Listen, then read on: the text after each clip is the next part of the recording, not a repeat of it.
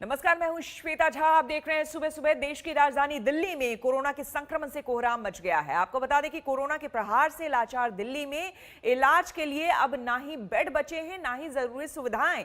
रोज करीब सैकड़ों मरीजों की मौत हो रही है। कोरोना को काबू में करने के लिए हालांकि राज्य और केंद्र सरकार ने अपनी पूरी ताकत झोंक दी है, लेकिन रोज हजारों नए मामले सामने आ रहे हैं। देखिए ये रिपोर्ट और रहिए कोरोना से सावधान। लॉकडाउन से लॉक हटते ही कोरोना के खत्म होने के गुमान ने दिल्ली को एक बार फिर से गम के दरिया में धकेल दिया है। रोज करीब 100 मरीजों की होती मौत से दिल्ली सिसक रही है। कोरोना का कहर ऐसा है कि अस्पतालों में बेड कम पड़ गए हैं। कहीं मौत से जूझते मरीज को बेड नसीब नहीं हो रहा है, तो कहीं बिना इलाज के ही दम निकल रहा है।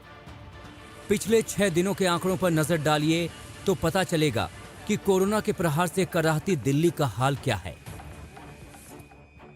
22 नवंबर को दिल्ली में 121 मौतें हुई, तो 21 नवंबर को 111 मरीजों ने कोरोना से दम तोड़ दिया। 20 नवंबर को 118, तो 19 नवंबर को 98 की जान चली गई। 18 नवंबर को 131 लोग कोरोना से जिंदगी की जंग हार गए, जो एक दिन में होने वाली मौत का सबसे बड़ा आंकड़ा है। इस आंकड़े ने दिल्ली सहित पूरे देश को दहला दिया। 17 नवंबर को भी मौत का ग्राफ 100 से बस एक कम 99 रहा। अब तक कोरोना से 8,391 मरीजों की मौत हो गई है। सरकार जागी तब तक देर हो चुकी थी। हालात बेकाबू हो चुके थे। अफरा तफरी के माहौल में दिल्ली सरकार ने केंद्र से मदद मांगी। केंद्र ने 700 आईसीयू बेड देने का वादा किया। दिल्ली सरकार ने ताबड़तोड़ कई फरमान जारी कर दिए। अब निजी अस्पतालों के 80% बेड कोरोना मरीजों के लिए आरक्षित हैं। एमबीबीएस और बीडीएस के सीनियर छात्रों को भी ड्यूटी में लगा दिया गया है। दिल्ली में कोरोना किस तरह उफान पर है, इसको अगर ऐसे समझना हो तो ये समझिए कि दिल्ली का सबसे बड़ा कोरोना से जूझने वाला अस्पताल, जहां सिर्फ और सिर्फ कोरोना का इलाज होता है, एलएनजेपी अस्पताल में 2010 बेड वाले इस अस्पताल में 430 आईसीयू बेड हैं, लेकिन सभी के सभी ऑक्यूपाइड हैं। यानी अगर इस अस्पताल में आपको आईसीयू बेड चाहिए तो मुहैया नहीं होंगे। हालांकि सामान्य वार्ड, जो आइसोलेशन वार्ड हैं, उसमें कमरे और वार्ड अभी इस समय मौजूद हैं, और इसी से अंदाजा लगाया जा सकता है कि ये तीसरी वेव कोरोना की राजधानी में कितनी भीषण है।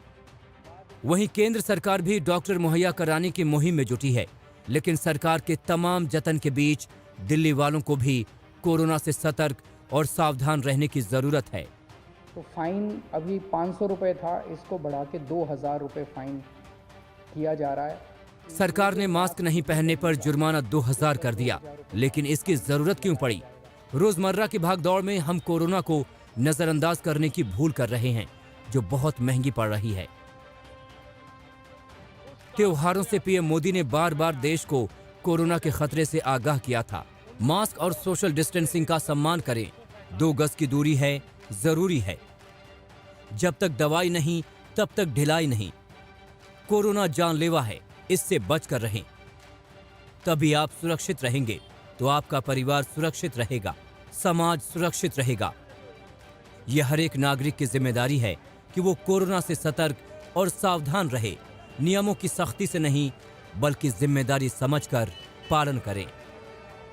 अब तक आप सबको पता है कि जो इसकी ट्रांसमिशन है कोविड की, वो ह्यूमन टू ह्यूमन है, और ये भी पता है कि 2-2.5 मीटर से तकरीबन ड्रॉपलेट्स जाते हैं, और हमें ये भी पता है कि हाथ धोएं, मास्क पहनें और दूरी बनाए रखें, तो इस बीमारी से बचा जा सकता है।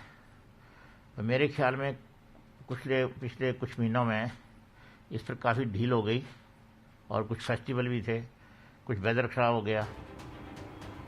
जैसे जैसे दिल्ली में मरीज बढ़ रहे हैं, वैसे वैसे पड़ोसी राज्यों में भी खौफ बढ़ता जा रहा है। दिल्ली से लगी सभी सीमाओं पर रैंडम टेस्टिंग हो रही है। कहा गया कि डॉक्टर्स को एयरलिफ्ट किया जा रहा है। एयरलिफ्ट का मतलब तो इमरजेंसी होती है ना, कि आपने एक जगह से उठा के तुरंत दूसरी जगह पहुंचाया। 5 दिन हो गए हैं। हम जानना चाहते हैं वो जो डॉक्टर्स एयरलिफ्ट किए गए थे वो कहां पहुंचे हैं। किस अस्पताल के अंदर वो किन मरीजों का इलाज कर रहे हैं, क्योंकि दिल्ली सरकार के किसी भी अस्पताल के अंदर इस तरह से वो डॉक्टर्स नहीं पहुंचे। हमारे गौतम बुद्ध नगर में तकरीबन 70 मरीज जिन्हें वहां सुविधाएं नहीं मिल पाई, और यहाँ सुविधाएं बेहतर हैं उत्तर प्रदेश के गौतम बुद्ध नगर और नोएडा में, तो वो लोग यहाँ अपना इलाज करा रहे हैं। हमेशा याद रखिए, 2 गज की दूरी है, जरूरी है। पूनम शर्मा और अभिषेक आनंद के साथ आशुतोष मिश्रा, दिल्ली आज तक। नमस्कार, मैं हूं अंजना ओम कश्यप। हमें उम्मीद है ये वीडियो आपको पसंद आया होगा। लेटेस्ट खबरों के लिए यूं ही देखते रहिए आज तक, और इस वीडियो के पसंद आने पर लाइक, शेयर एंड सब्सक्राइब करना ना भूलें।